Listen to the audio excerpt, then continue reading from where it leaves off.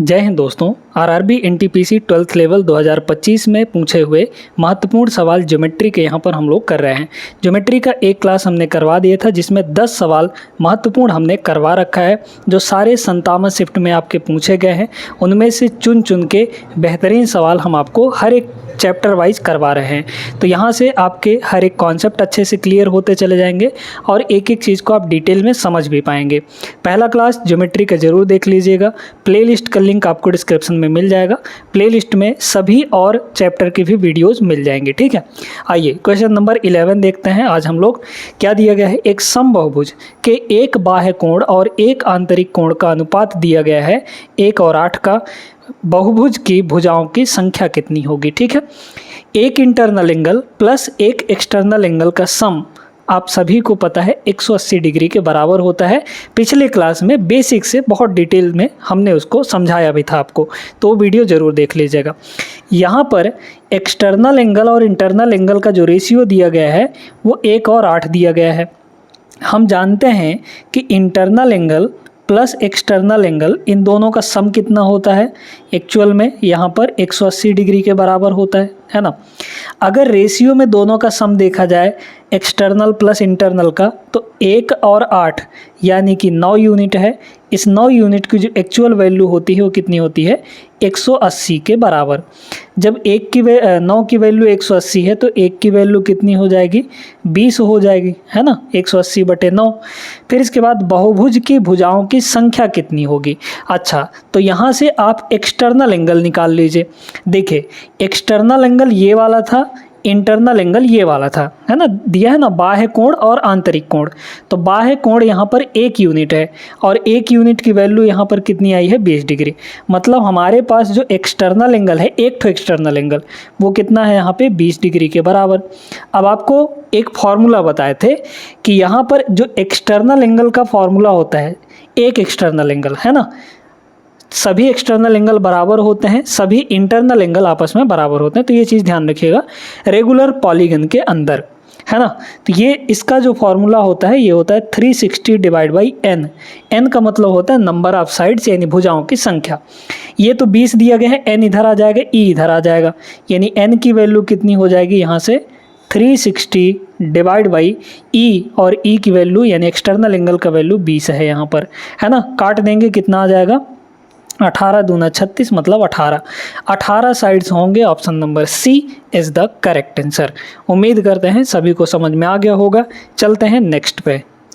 ये वाला क्वेश्चन देखिए दोस्तों, ये जो क्वेश्चन है पूरे 57 शिफ्ट में अगर देखा जाए तो बहुत सारे शिफ्टों में ये सवाल देखने को मिला था। ठीक है, बस डाटा थोड़ा थोड़ा चेंज कर दे रहा था लेकिन टाइप वही है।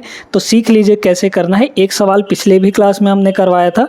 फिलहाल यहाँ पे देखिएगा, एक त्रिभुज ABC है, डी पर BD परपेंडिकुलर AC है, मतलब AC पर एक परपेंडिकुलर डाला गया है BD। ठीक है, फिर यहाँ पर ये दिया गया है 16 डिग्री के बराबर। BC पर एक बिंदु E इस प्रकार है कि CAE 51 है, AEB हमें फाइंड करना है। ये RRB NTPC ग्रेजुएट लेवल में भी आया था और 12th लेवल में भी, यानी अंडर ग्रेजुएट लेवल में भी ये सवाल देखने को मिला है। क्या पता यहाँ पर ग्रुप डी के अंदर भी देखने को मिल जाए, तो इसलिए छोड़ना नहीं है इसको। एक त्रिभुज है हमारे पास, यहाँ पर एक त्रिभुज बना लेते हैं। ठीक है, इस त्रिभुज में अगर देखा जाए तो ये पॉइंट A है, मान लीजिए, ये पॉइंट आपका B है और ये पॉइंट यहाँ पर C है। इसमें बोला गया कि BD AC पर परपेंडिकुलर है, ये AC है, B से इस पर परपेंडिकुलर डालिए, है ना। परपेंडिकुलर का मतलब यहाँ पर 90 डिग्री। ठीक है, तो इस तरीके से 90 डिग्री बनाते हुए हम लोग ने यहाँ पे डाल दिए, ये 90 डिग्री है। ठीक है, अब देखते जाइए, यहाँ पे ये पॉइंट आपका D है। फिर कह रहा है कि DBC 16 है। DBC मतलब ये एंगल हमारे पास 16 डिग्री के बराबर दिया गया है। फिर कह रहा है कि BC पर एक बिंदु E इस प्रकार है। अच्छा भाई, BC पर एक बिंदु E है कहीं पे, है ना, ये मान लीजिए E है। आप रैंडमली कुछ भी बना लीजिए, बाकी निकालना तो ऐसे ही है ना। तो कह रहा है कि CAE ये पॉइंट E है, तो CAE मतलब ये जो एंगल है ये 51 डिग्री के बराबर दिया गया है। क्या चाहिए हमें, AEB चाहिए। AEB मतलब ये एंगल हमें चाहिए। ये एंगल अगर चाहिए तो यहाँ पर एक सेकंड देखते जाइएगा, आपको क्या दिया गया है कि डी बी सी ना, अच्छा डी बी सी, सॉरी यहाँ पर ये 16 नहीं दिया गया है, अरे यार यहाँ पे ये मिट गया, ये 16 नहीं दिया गया है, ठीक है, ये यहाँ पर 16 नहीं है, यहाँ पर ये वाला 16 है, ठीक है, ये 16 डिग्री है, डी बी और सी, ठीक है, ये एंगल 16 है, यहाँ पे थोड़ा सा मिस्टेक हो गया था। चलिए तो अब देखिए कि ये जो छोटा सा ट्रायंगल है ए और ये बीच वाला पॉइंट और डी, ये छोटे से ट्रायंगल में दो एंगल पता है आपको, ये 90 डिग्री क्योंकि परपेंडिकुलर था, तो 90, ये 51 और ये कितना होगा बताइए, ये तो 90 है, मतलब ये दोनों मिलाकर 90 होना चाहिए, तो इसके लिए इसको कितना होना पड़ेगा 39, है ना, ये हो जाएगा आपका 39 डिग्री। अगर ये 39 है तो ये भी आपका 39 होगा, है ना, ये भी क्या होगा यहाँ पे 39 डिग्री हो जाएगा। क्यों ऐसा, क्योंकि यहाँ पर वर्टिकली अपोजिट एंगल है, शीर्षाभिमुख कोण, है ना। अगर ये 39 है, ये 16 है, तो अब इस छोटे वाले ट्रायंगल में तीनों एंगल का सम 180 होना चाहिए, आप सभी जानते हैं। तो ये 39 और 16 कितना हो गया 55 हो गया। 55 में यहाँ पर क्या जोड़ें कि हमें 180 मिल जाए बताइए, तो 120 डिग्री हो जाएगा, सॉरी 125 डिग्री हो जाएगा, है ना। तो ये एंगल 125 आ गया, option number B is the correct answer. यही तो हमें पूछा था जो कि मिल चुका है। तो बस डायग्राम बनाने की देरी थी यहाँ पर, बाकी सवाल तो ऐसे ही देख कर भी बन जाता। आगे चलिए चलते हैं अगले प्रश्न पे। इस सवाल में दोस्तों बिल्कुल भी पेन नहीं चलाना है, सीधे सीधे 2 सेकंड का प्रश्न है, 2 सेकंड भी नहीं लगेगा, पढ़ते ही आप आंसर बता देंगे। एक समबाहु त्रिभुज, समबाहु मतलब इक्विलेटरल ट्रायंगल, यानी जिसके तीनों साइड बराबर हैं, प्रत्येक भुजा यानी हर एक साइड कितने सेंटीमीटर की है 13 सेंटीमीटर की। परिमाप चाहिए, इसका परिमाप क्या हो जाएगा, तीनों किनारों का सम, तो तीनों साइड कितने हैं यहाँ पे 13 13 13 13 3 39 39 आ गया आपका ऑप्शन नंबर बी। क्या था इसमें, परिमाप यानी पेरीमीटर का मतलब होता है जो बाउंड्री होती है उसकी लंबाई, है ना, टोटल लेंथ। तो 13 13 13, तीनों साइड 13 13 के हैं, तो 13 3 39 हो जाएगा। चलिए अगला सवाल ये रहा हमारे सामने, त्रिभुज का क्षेत्रफल निकालना है, तीनों साइड आपके पास दिए गए हैं। यहाँ पर एक तो तरीका है कि आपके पास जो हीरोन फार्मूला होता है उसका यूज़ करके आप लोग आराम से निकाल सकते हैं इसका, है ना। और एक तरीका ये है कि आप एक बार पहले चेक कर लीजिए क्या ये जो तीनों साइड हैं किसी राइट एंगल ट्रायंगल के तो नहीं हैं। अगर ये तीनों साइड जो 82, 18 और 80 सेंटीमीटर दिए गए हैं, अगर ये तीनों साइड किसी राइट एंगल ट्रायंगल के होंगे तो राइट एंगल ट्रायंगल का एरिया निकालना तो बहुत आसान होता है ना। तो एक बार थोड़ा सा चेक कर लेते हैं, और चेक करने का तरीका बहुत आसान है, आपको बताए दे रहे हैं। चेक कैसे करना है कि ये तीनों साइड राइट एंगल के हैं यानी समकोण त्रिभुज के हैं या नहीं। पहले तो यहाँ पर ये देखिए कि इन तीनों में क्या कॉमन आ सकता है। यहाँ पर 82 है, 18 है, यहाँ पर आपका 80 है, तो 2 तो कॉमन आ जाएगा। 2 अगर कॉमन आएगा तो यहाँ क्या बचेगा 41 दूना 82, यहाँ पे बचेगा आपका 9 और यहाँ पे बचेगा आपका 80 40, ठीक है, यहाँ पे 40 बचा, ठीक है। अब देखते जाइए यहाँ पे क्या करना है कि इसमें यहाँ पर इन सब में जो 2 बड़े बड़े साइड हैं, ठीक है, 2 बड़े बड़े साइड, यहाँ पर ये वाला और ये वाला 41 और 40 है ना, 41 और यहाँ पर 40, इन दोनों को ले लीजिए। फिर क्या करिए, चेक करने का तरीका बता रहे, एक बार इन दोनों को जोड़िए, जोड़ेंगे तो कितना हो जाएगा 81 हो जाएगा, है ना, 81 हो जाएगा। और एक बार इन दोनों को घटाइए, घटाएंगे कितना होगा 40 में से 41 में से 40 घटाएंगे 1 आएगा, कितना आ गया टोटल यहाँ पर 81 आ गया। अब इस 81 को देखिए क्या सबसे छोटे वाले के स्क्वायर के बराबर है, बिल्कुल है, 9 के स्क्वायर के बराबर ये 81 है। मतलब पक्का है कि यहाँ पर ये जो है आ गया ना, ये जो किए थे हम लोग 2 बड़े बड़े वालों को लेकर यहाँ पर एक बार जोड़े थे, फिर मल्टीप्लाई एक बार घटाए थे, जो भी आएगा वो सबसे छोटे वाले के स्क्वायर के बराबर अगर है तो यहाँ पर ये तीनों साइड राइट एंगल ट्रायंगल के हैं, इतना ध्यान रखिएगा, ठीक है, क्लियर हो गया। तो अब राइट एंगल ट्रायंगल का जो एरिया होता है, राइट एंगल ट्रायंगल का एरिया वो क्या होता है 1/2 इंटू बेस इंटू हाइट या फिर परपेंडिकुलर, है ना, यही तो होता है। इसमें से जो सबसे बड़ा होगा वो तो आपका हाइपोटेनस को रिप्रेजेंट करेगा यानी कर्ण, तो ये 82 कर्ण हो जाएगा। बाकी ये दोनों आपके बेस और हाइट हो जाएंगे, मतलब बेस और परपेंडिकुलर हो जाएंगे। तो इस फॉर्मूले में रख दीजिए 1/2, बेस कितना है यहाँ पर 18 है हो गया 18, किसी को भी ले सकते हैं आप, कुछ भी, चाहे बेस 80 को ले लीजिए चाहे बेस 18 को ले लीजिए, वही मतलब है। यहाँ पर फिर परपेंडिकुलर 80 हो जाएगा, है ना। तो 18 चौक 72 यानी 720। 720 option number C is the correct answer. तो एक बार ज़रूर चेक करिएगा, क्योंकि हीरोन फार्मूला जब आप लगाएंगे तो हीरोन फार्मूला में बहुत सारी चीज़ें, बहुत कैलकुलेशन करना पड़ता है। हालांकि आ जाएगा, ऐसा कोई दिक्कत नहीं है। हीरोन फार्मूला आपको बता भी देते हैं कैसे क्या होता है। तो सबसे पहले उसमें एक चीज़ होता है सेमी पेरीमीटर। सेमी पेरीमीटर का मतलब होता है पेरीमीटर का हाफ, यानी जो भी इन तीनों साइड को जोड़कर आधा आएगा वो सेमी पेरीमीटर होगा, मतलब एस का वैल्यू होगा। फिर उसके बाद जो ट्रायंगल के एरिया का फॉर्मूला बनता है वो बनता है दोस्तों यहाँ पर एस इंटू एस माइनस ए इंटू यहाँ पर एस माइनस बी और इंटू यहाँ पर एस माइनस सी, इस तरीके से ये बनता है। ये फॉर्मूला लगाएंगे तो आपके पास यही चीज़ निकल कर 720 आ जाएगा, है ना। उम्मीद करते हैं समझ आ गया होगा। क्वेश्चन नंबर 15 पे चलिएगा। सवाल नंबर 15 ये रहा आपके सामने। यदि किसी त्रिभुज का क्षेत्रफल 1080 सेंटीमीटर स्क्वायर है और उसकी भुजाएं 5, 12, 13 के अनुपात में है, तो त्रिभुज का परिमाप क्या होगा। परिमाप निकालना है, बहुत ध्यान से इस चीज़ को समझिएगा, ठीक है।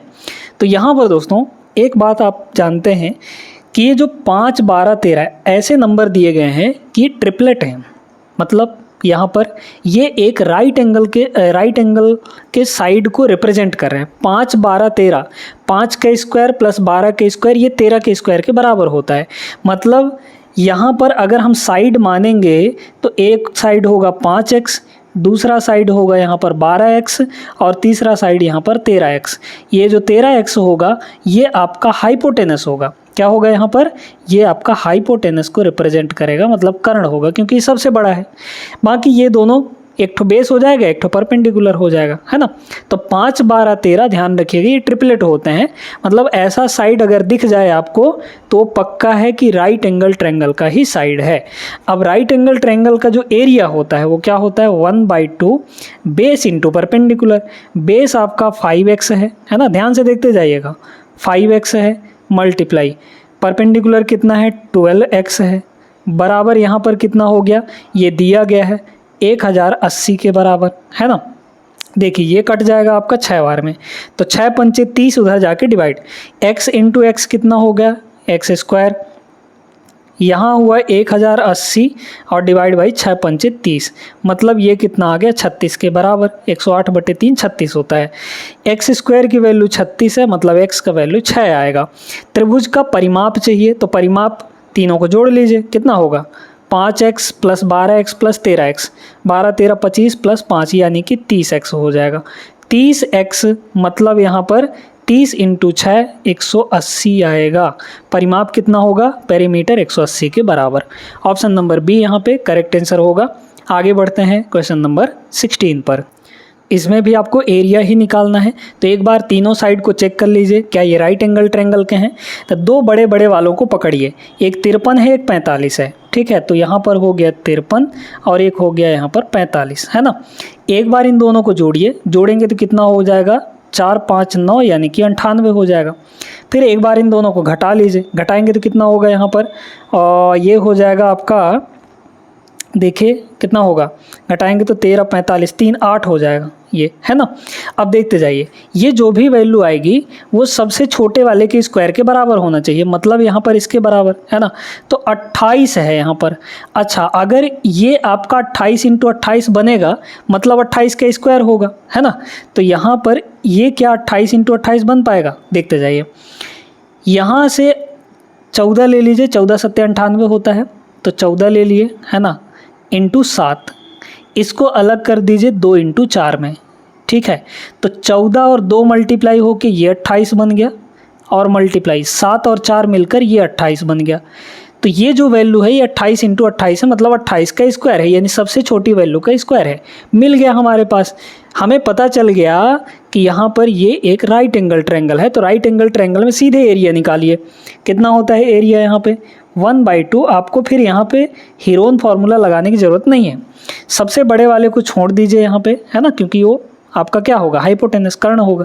इन दोनों को मल्टीप्लाई कर दीजिए, तो ये हो जाएगा 28 और यहाँ पर 45 आ गया हमारे पास, ये होगा 14, मतलब इकाई अंक 0 आएगा, 14 पंचे 70 यानी इकाई अंक 0। Option number C is the correct answer. ठीक है, यूनिट डिजिट से लगा सकते हैं यहाँ पर। आगे बढ़िए, सवाल नंबर 17 देखिएगा यहाँ पे। समद्विबाहु त्रिभुज की दो बराबर भुजाओं की लंबाई 85 है और इसके आधार की लंबाई यहाँ पे 72 सेंटीमीटर दिया गया है ना। तो निकाल लेते हैं हम लोग। क्या निकाला जाएगा यहाँ पर निकाला जाएगा आपके पास ठीक है, क्षेत्रफल निकालना है हमें। समद्विबाहु त्रिभुज का मतलब क्या हो गया यहाँ पर कि जिसकी दो साइड्स यहाँ पे बराबर हों, है ना। दो साइड ये 85-85 दी गई हैं, ये भी आपका 85 है ना, और ये भी आपका यहाँ पर 85 है। फिर इसके बाद देखते जाइएगा यहाँ पर, अगर हम यहाँ से ऐसे परपेंडिकुलर डालेंगे तो ये आधे आधे पे डिवाइड कर देगा इसको, मतलब ये टोटल जो भी बेस होगा उसका आधा आधा कर देगा, यानी 72 है टोटल, यहाँ से लेकर यहाँ तक 72 है। तो इधर भी आपका 36 हो जाएगा और इधर भी आपका 36 हो जाएगा, 36 दूना 72, है ना। तो अब इसका एरिया का फॉर्मूला क्या होता है? एरिया का फॉर्मूला होता है 1/2 बेस इंटू हाइट। बेस कितना है? टोटल 72 है, इंटू यहाँ पर ये वाली हाइट यहाँ पर, और ये हाइट आपको निकालनी पड़ेगी, है ना। कैसे निकालेंगे आप देखते जाइए। 85 के स्क्वायर में से पाइथागोरस लगाएंगे, 85 के स्क्वायर में से 36 का स्क्वायर घटाएंगे हम लोग यहाँ पर, है ना। फिर इसके बाद यहाँ पे ये निकल कर आएगा।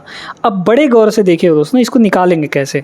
देखिए 85 का स्क्वायर माइनस 36 का स्क्वायर, यानी हमारा यहाँ पर ऐसे हुआ 85 स्क्वायर माइनस 36 स्क्वायर, ठीक है। और इसका ले लेंगे यहाँ पर रूट, पाइथागोरस लगा रहे हैं भाई, तब ना जाके ये h मिलेगा हमें, तो ये h का वैल्यू यहाँ पर आएगा।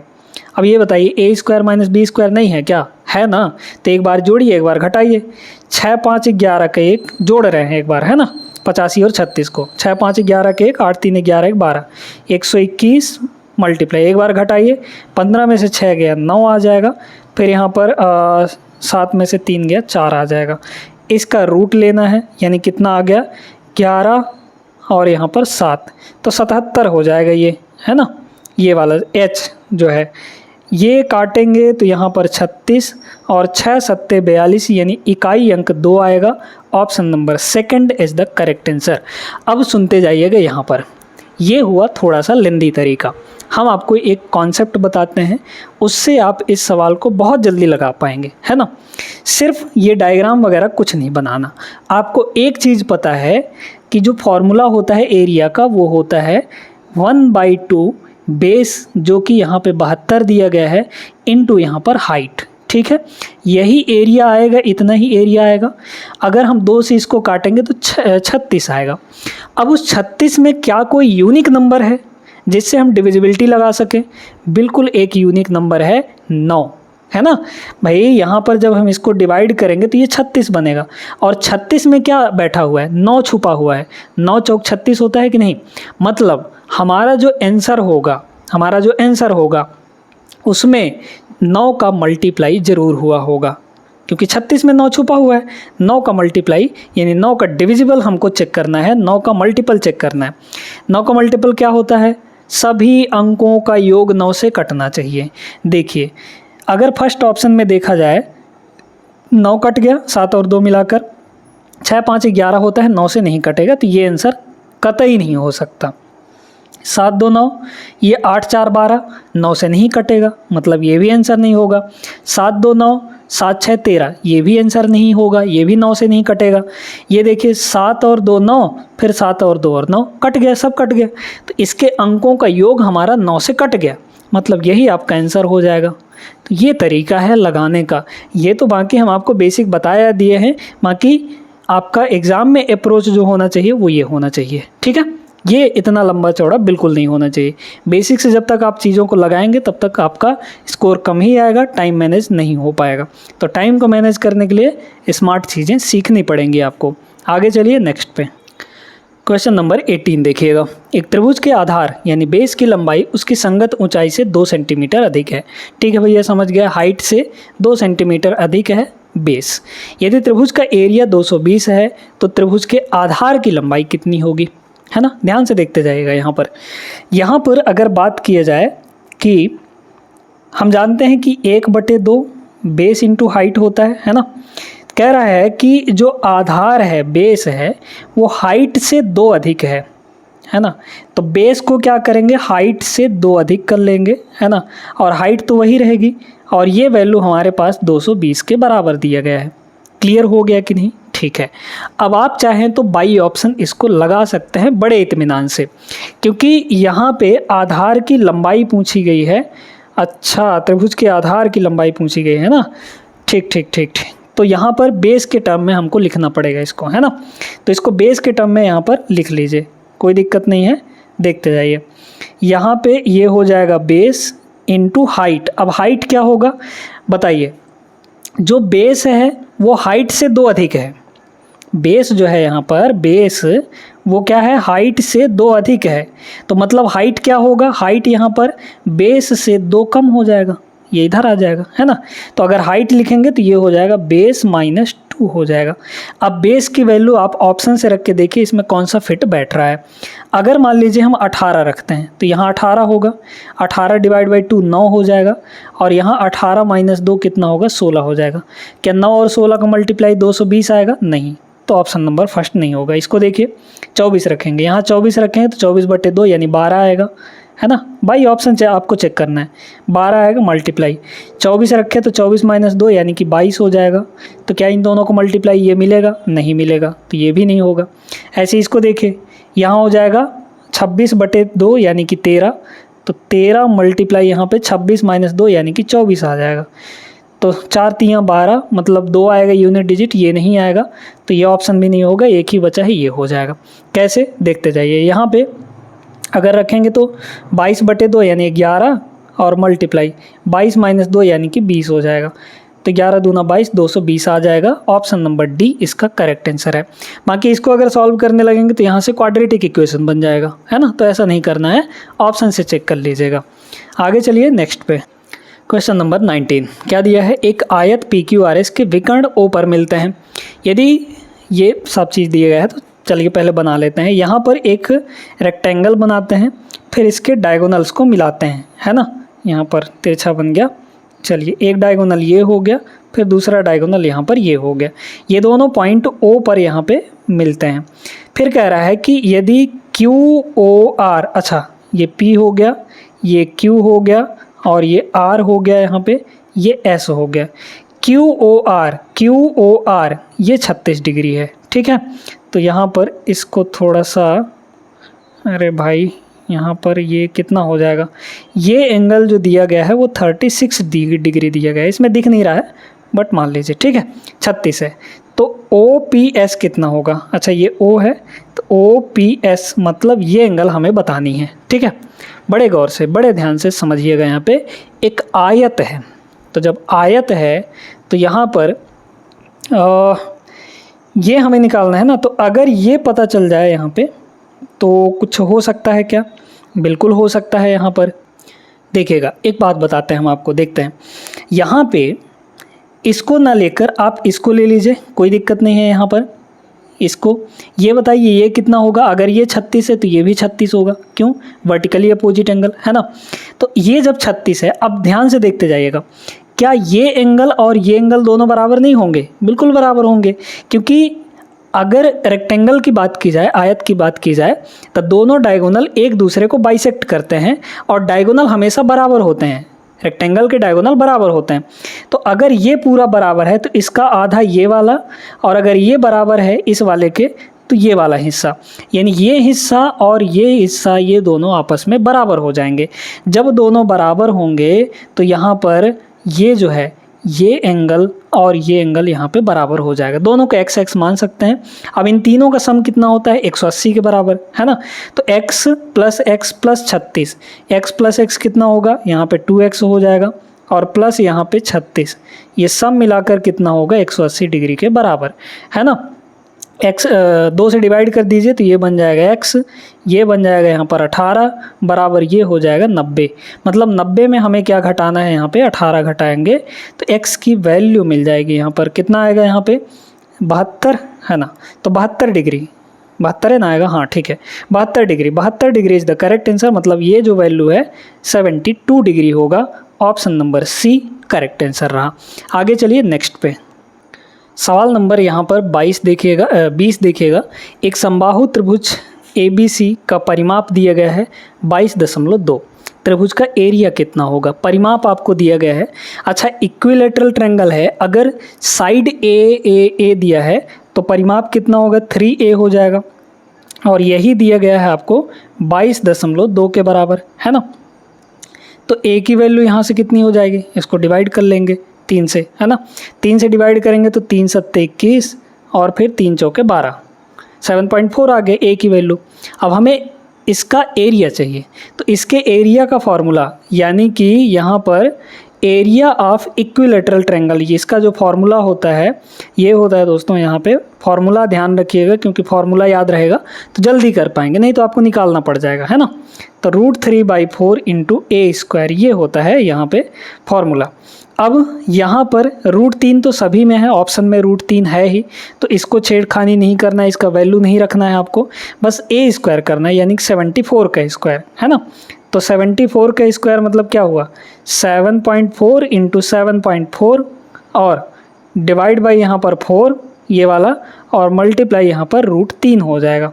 अब बताइए यहाँ पे 2 से इसको काटेंगे, तो 2 से इसको काटेंगे कितना हो जाएगा यहाँ पर 37 दूना 74, यानी कि 3.7।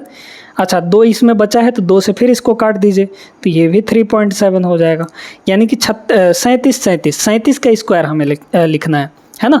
तो 37, अब यहाँ पर ये 37 का स्क्वायर हुआ, इसको निकालने के एक तरीका बताते हैं। ये किसके करीब है, 50 के करीब है ना। 50 से ये कितना कम है, 13 कम है दोस्तों। तो जब 50 से 13 कम है यहाँ पर, तो आप 13 का स्क्वायर कर दीजिए, जितना कम है उसका स्क्वायर। 50 से 13 कम है तो 13 का स्क्वायर कितना होता है, 169। 169 में से 2 डिजिट अपने पास रखना है, एक को कैरी में भेज देना है। 69 को रख लिए, एक यहाँ पर कैरी रख लिया। फिर इसके बाद ये जो है यहाँ पर 50 से कितना कम था, 13 कम था, आप 25 से 13 कम कर दीजिए। 25 में 13 कम करेंगे कितना हो जाएगा, 25 - 13 यानी कि 12 आ जाएगा, है ना। और इनको जोड़ लीजिए, ये जो 69 है तो ये तो यहीं रहेगा, 1 और 2 यहाँ पर 3 और ये 1, और यहाँ पर देखिए 1 डिजिट यहाँ 1 डिजिट यहाँ, तो मतलब इसमें लगेगा 2 डिजिट के बाद 13.69। Option number A is the correct answer. ये 37 का स्क्वायर निकालने का तरीका है, मतलब 50 के इर्द गिर्द वाले सभी का यहाँ पे निकाल सकते हैं। अब जैसे आपको कहा जाए कि 57 का स्क्वायर निकालिए, कैसे करेंगे, 50 से तो पहले ये कितना ज़्यादा है, 7 ज़्यादा है ना। तो 50 से जब ये 7 ज़्यादा है तो 7 का स्क्वायर कर दीजिए, जितना कम या जितना ज़्यादा उसका कर देंगे स्क्वायर। 7 ज़्यादा है तो 7 का स्क्वायर 49। अब इसमें 2 ही डिजिट है तो 2 डिजिट तो अपने को रखना ही है। हाँ, अगर 3 डिजिट होता तो उसको कैरी में ले जाते हैं, ठीक है। फिर इसके बाद यहाँ पर 50 से 7 ज़्यादा था ये, आप 25 से 7 ज़्यादा कर दीजिए। 25 7 कितना होता है, 32 आ गया, कैरी वगैरह तो कुछ था नहीं, 32 49 57 का स्क्वायर होगा। ये निकालने का तरीका होता है ना, ट्रिक्स होते हैं। क्लियर हो गया, आगे चलिए। क्वेश्चन नंबर 21 है ना। यदि एक समबाहुभुज के अंतः कोण और बाह्य कोण के बीच का अंतर, ठीक है, तो बहुभुज की भुजाओं की संख्या कितनी होगी। बड़ा सिंपल सा प्रश्न है। आप पहली बात तो ये जानते हैं कि इंटरनल एंगल प्लस यहाँ पे एक्सटर्नल एंगल, इन दोनों का सम कितना होता है, इन दोनों का सम 180 डिग्री के बराबर होता है, ये बात हमें पहले से पता है। फिर एक चीज़ और बोल दिया कि इंटरनल एंगल और एक्सटर्नल एंगल का जो डिफरेंस है, इंटरनल एंगल यहाँ पर ये इंटरनल एंगल और एक्सटर्नल एंगल, इन दोनों का डिफरेंस 140 के बराबर दिया गया है ना, ठीक है। एक चीज़ हम आपको बता देना चाहते हैं दोस्तों, यहाँ पे ट्रायंगल के लिए कोई भी एक रेगुलर पॉलीगन दिया है तो उसमें जो ट्रायंगल होता है इक्विलेटरल ट्रायंगल, क्योंकि वो भी एक रेगुलर पॉलीगन है, तो ट्रायंगल में सिर्फ ट्रायंगल की बात कर रहे हैं, सिर्फ ट्रायंगल में एक्सटर्नल एंगल ज़्यादा होता है, इंटरनल एंगल कम होता है। लेकिन ट्रायंगल के बाद जितने भी हैं, हालांकि स्क्वायर को छोड़ दीजिए क्योंकि स्क्वायर में दोनों इंटरनल एक्सटर्नल बराबर होते हैं, 90 के, है ना। फिर यहाँ पर स्क्वायर के बाद यानी क्वाड्रिलेटरल के बाद पेंटागन, हेक्सागन, चाहे जितने भी साइड आ जाएं इधर, 4 साइड के बाद, इसमें सभी में एक्सटर्नल एंगल हमेशा छोटा होता है इंटरनल एंगल से। ये छोटी छोटी चीज़ें नोटिस करने वाली बातें हैं, है ना। तो इसलिए यहाँ पर इंटरनल एंगल ज़्यादा होगा, एक्सटर्नल एंगल कम होगा, है ना। तो ये चीज़ें ध्यान रखिएगा। अब इसके बाद इन दोनों का निकालना है, इंटरनल एक्सटर्नल कोई भी निकाल लीजिए, है ना। दोनों से आप संख्या निकाल सकते हैं, क्योंकि एक्सटर्नल निकालेंगे तो ज़्यादा आसानी से निकल जाएगा। एक्सटर्नल का फॉर्मूला क्या हो जाएगा, अच्छा फॉर्मूला कह रहे हैं, यहाँ से क्या होगा, a plus B, A minus B वाला फॉर्मेट है। हमें माइनस वाला चाहिए, मतलब ई चाहिए। तो जब माइनस वाला चाहिए तो क्या करते हैं हम लोग, इन दोनों को घटाएंगे तो कितना होगा, 180 माइनस 140 यानी 40, इसका आधा कर देंगे, कितना आएगा यहाँ पर 20 डिग्री। तो एक्सटर्नल एंगल हमारे पास 20 डिग्री के बराबर। अच्छा, अगर इसी में से इंटरनल निकालना होता तो क्या करते हैं यहाँ पर बताइए। इंटरनल एंगल यानी दोनों जगह जो पॉजिटिव है, आई यहाँ भी पॉजिटिव है, इंटरनल यहाँ भी पॉजिटिव है, तो इनको जोड़ते फिर 180 140 कितना होता है यहाँ पे 320, है ना। तो 320 डिवाइड बाई 2 कर देते, मतलब कितना आ जाता है 160 डिग्री, है ना। तो ये तरीका है निकालने का।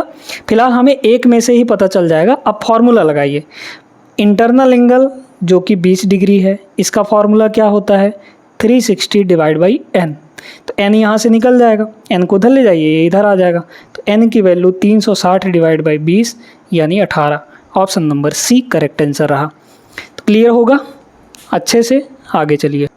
इसको देखिएगा, ये सवाल है थोड़ा सा लॉजिकल नहीं, बहुत लॉजिकल सवाल है।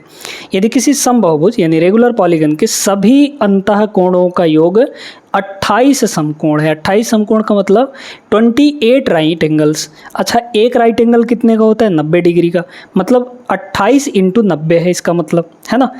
तो यहाँ पर मान लीजिए कि एक इंटरनल एंगल आई है, हमारे पास टोटल n संख्याएं हैं साइड्स की, तो जितने साइड्स उतने ही इंटरनल एंगल, यानी n internal angle, total n internal angle का सम कितना हो जाएगा यहाँ पे 28 राइट एंगल, यानी 28 इंटू 90।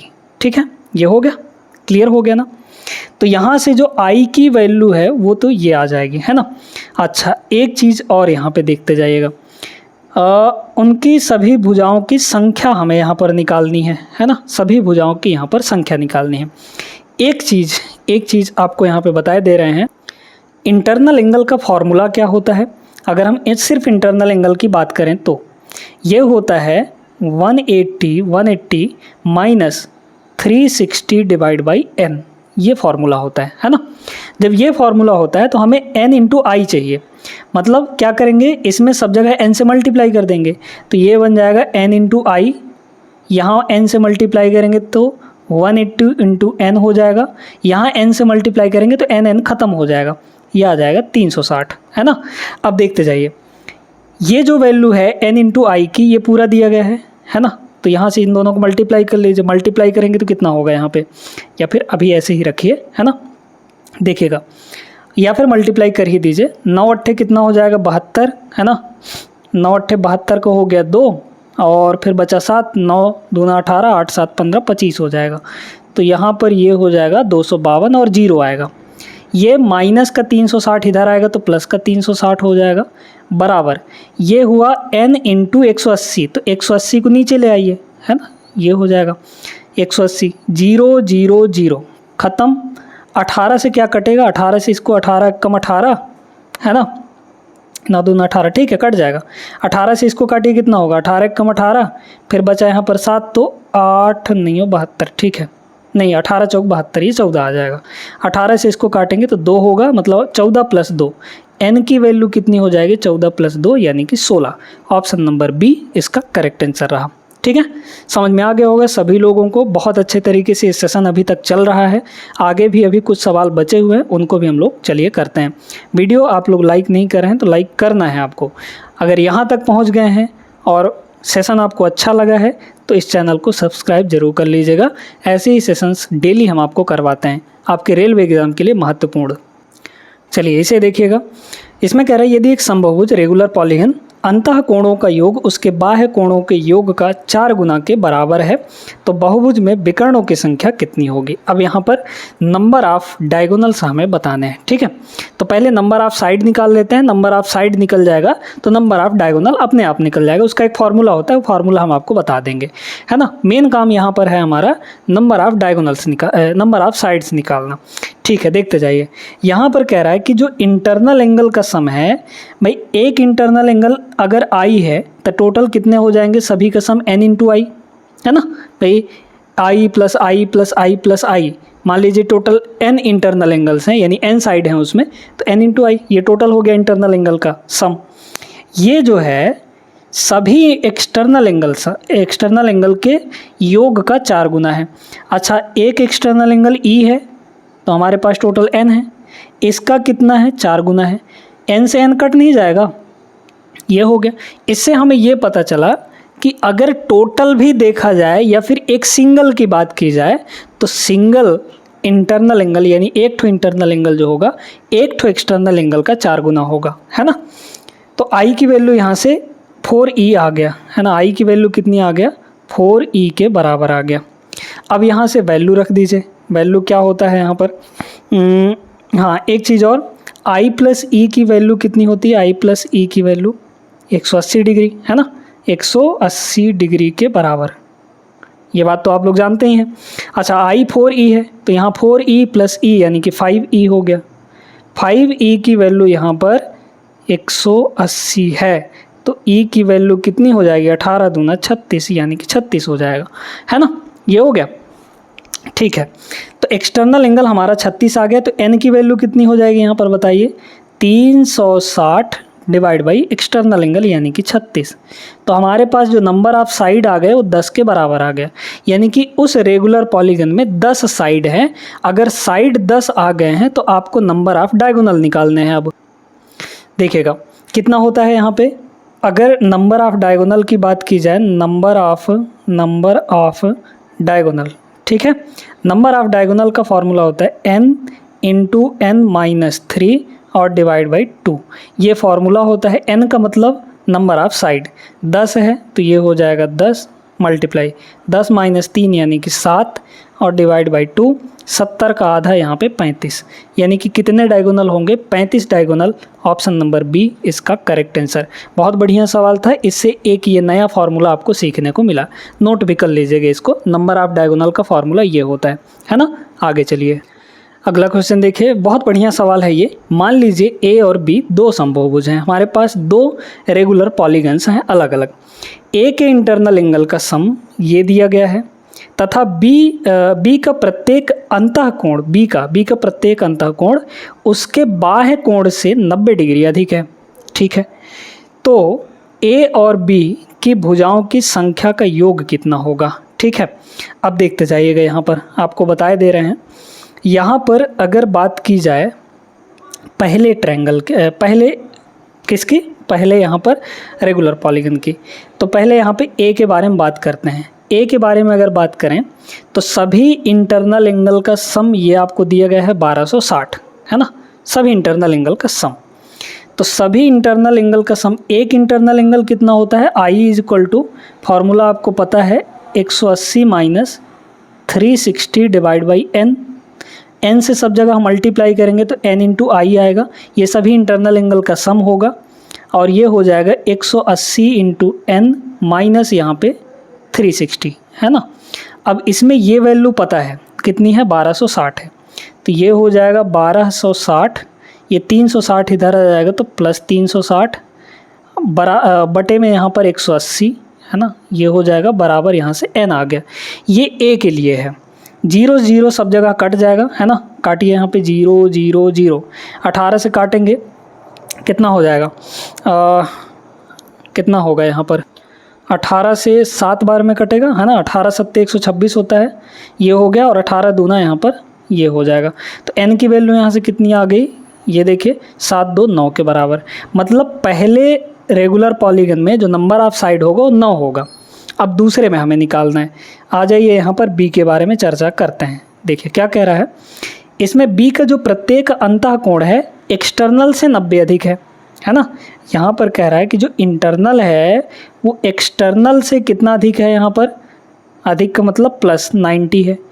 तो हम यहाँ से कह सकते हैं कि i माइनस ई की जो वैल्यू है वो कितनी है, 90 के बराबर। और आप और एक चीज़ जानते हैं कि i प्लस ई की वैल्यू कितनी होती है, 180 के बराबर, है ना। तो क्या यहाँ से e नहीं निकाल सकते, एक्सटर्नल एंगल निकाल लीजिए, कितना हो जाएगा, ए plus B A minus B, इन दोनों घटाकर आधा, 180 में से 90 गया 90 आएगा, 90 का आधा यहाँ पर 45 हो जाएगा। ठीक है, ये हो गया। अब इसमें हमें क्या चाहिए, इसका साइड चाहिए, नंबर ऑफ साइड, यानी कि n निकाल लीजिए इसका, तो क्या हो जाएगा 360 divide by form external angle जो कि 45 है। ठीक है, तो 45 दूना 90 और 9 चौके 36 यानी कि 8 आ जाएगा। ठीक है, 8 ही आएगा ना भाई। यहाँ पे अगर इसको डबल कर दें तो 45 दूना 90, 9 अट्ठे 72, ठीक है 8 आ जाएगा यहाँ पे, है ना, तो ये 8 होगा। तो यहाँ पे इसमें n की वैल्यू 9 है, इसमें आपका 8 है, तो 8 और 9, 9 8 यहाँ पे 17 हो जाएगा। टोटल पूछा था ना, ए और बी के भुजाओं की संख्या का total 17, option number A is the correct answer. Clear हुआ सभी को अच्छे तरीके से। एक सवाल यहाँ पे और किया जाए, चलिए फिर यहाँ पे टोटल 25 सवाल हो जाएंगे। लगभग इसमें ज्योमेट्री में आपके 90 सवाल पूछे गए थे, 90 के आसपास सवाल थे टोटल 57 शिफ्ट में मिलाकर, उसमें से हमने 25 सवाल बेहतरीन चुना है यहाँ पे, बाकी और सब रिपीट होने वाले हैं। ठीक है, तो इतना अगर आप कर लेते हैं तो आप अच्छे से ज्योमेट्री को सीख पाएंगे। मतलब जो 12th लेवल में पूछे गए थे इसमें तो बहुत सारे जो कॉन्सेप्ट हैं वो स्किप भी किए गए हैं, जिनको हम लोग अलग से भी पढ़ेंगे, कोई दिक्कत मत लीजिएगा। ठीक है, फिलहाल चलिए अगले सवाल पे, इसको देखिएगा। सिंपल सा ही सवाल है, ज़्यादा कठिन नहीं है। ए बी सी डी एक चतुर्भुज है, ए दिया है, बी दिया है, सी दिया है, डी दिया है। फिर यहाँ पर आपको जो बी है उसका मान बताना है ना। तो ए बी सी डी ये सब के सब दिए गए हैं। अच्छा, एक क्वाड्रिलेटरल में सभी एंगल का सम कितना होता है 360 डिग्री, सबको जोड़ के 360 करना है। एंगल ए कितना है, 3 को अंदर कर दीजिए तो मतलब एंगल ए कितना मिलेगा 3x + 6 मिल जाएगा, एंगल ए हो गया। यहाँ से b की वैल्यू लिख लीजिए तो प्लस b कर देंगे, b की वैल्यू कितनी है, ये हो जाएगा 4x - 7 दूना 14, है ना, तो ये हो गया आपका b। फिर इसके बाद c कितना है, यहाँ पर 69 है, ये 69 प्लस इसके बाद d, तो d क्या है c - 8 है, तो ये 69 है, 69 ये हो जाएगा 69 - 8, 69 - 8 कितना आएगा 61 आएगा, तो ये हो गया 61। ये सब मिलाकर किसके बराबर होता है 360 डिग्री के बराबर। क्लियर है। अब यहाँ से x की वैल्यू निकाल लीजिए, हमें एंगल b चाहिए तो x की वैल्यू तो निकालनी पड़ेगी। 4x और 3x ये हो जाएगा 7x। यहाँ देखिए अगर इसकी बात की जाए तो यहाँ पर ये कितना हो जाएगा -8, ठीक है भाई, ये +6 और -14 -8, तो 69 - 8 61 होगा। ठीक है, 69 - 8 61, 61 + 61 कितना होगा यहाँ पे 61 और 61 122, मतलब इधर 360 और 122 इधर प्लस में, तो उधर जाके घट जाएगा। ये घटाइए इसको, कितना आएगा, तो ये हो जाएगा 8, फिर यहाँ पे 35 5 में से 2 गया 3, है ना, और ये हो जाएगा 1, ठीक है, नहीं 2 हो जाएगा भाई, ये 3 होगा ना, तो 3 में से 1 गया 2, 238 डिवाइड बाई यहाँ पर 7, ये x की वैल्यू आ जाएगी। जब x की वैल्यू, अच्छा 3 7 3 21 बचा 2 28 7 चौके 28, x की वैल्यू 34 आ गई, यहाँ पर रख लीजिए। तो 2 और फिर इधर देखिएगा, यहाँ पर ये हो जाएगा 2 × 34 - 7, हमें b चाहिए था ना, एंगल b, तो 34 दूना 72, सॉरी 34 दूना 68, 68 में अगर 7 घटा दिए हम लोग, 68 में 7 घटाएंगे तो 8 में 7 गए 61 आ जाएगा, तो 2 × 61, 61 दूना 122, 122 degree is the correct answer, option number D होगा। समझ में आया ना सभी को अच्छे तरीके से।